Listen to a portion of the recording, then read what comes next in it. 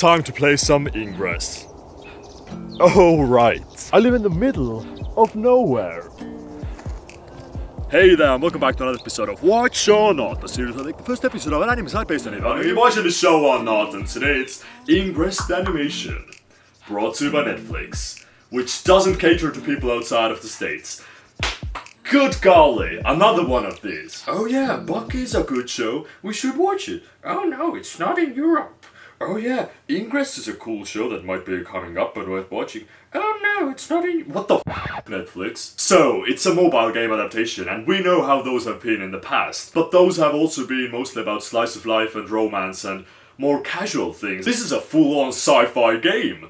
I think. I haven't really played it. I only know that they use the portals in this game for Pokestops in Pokemon Go. Maybe I should watch Pokemon instead. But oh boy, do I have good news for you.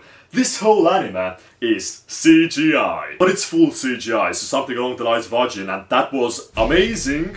So this might also be amazing. And based on the first action scene, I'd say that the animation is more than decent. The character movements are fluid, the choreography is well done. But now what about the opening? This really boggles my mind a bit, because the opening song is by a little known indie band called Alt-J. Since when did this become a thing? Is this legal? Can they even do that? I didn't know this was a possibility. To hear a song that I not only know but also like very much is exhilarating. Am I biased now? Yeah, of course I am. Okay, let's go to the story. And here I feel is our first mess up. It feels like it wants to be more than it actually is. And while the episode is pretty easily explainable, the characters themselves say a lot of unnecessary things, but not even that, more like they try to sound smart. Or at least I feel like the show is holding back something from the viewer that it should say, and instead teases us, but not in a good way. So it begins with capturing this guy, and then he's brought into a room with a blonde girl. Now it turns out that certain people have certain powers, and she hasn't awakened yet to something like that. And to open her eyes, he explodes.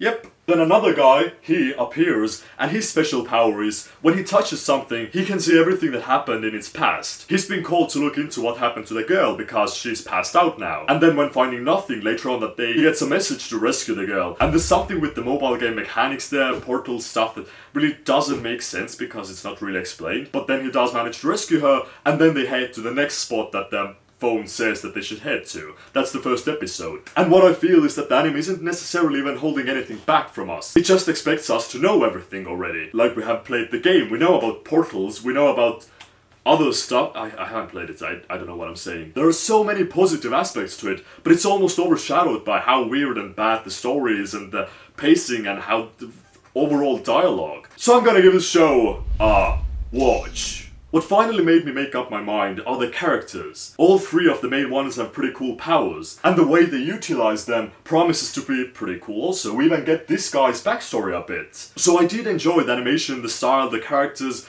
but the story was just iffy. Though it was unique enough for me to want to give it a chance. I do hope that it gets better. But anyways, thank you guys for watching, please leave a like, it helps my channel out, subscribe if you haven't yet, and in a couple of weeks before this year ends, I'm gonna make a hyper watch or not, which includes a lot of the shows that I missed this year, just summed up into one video.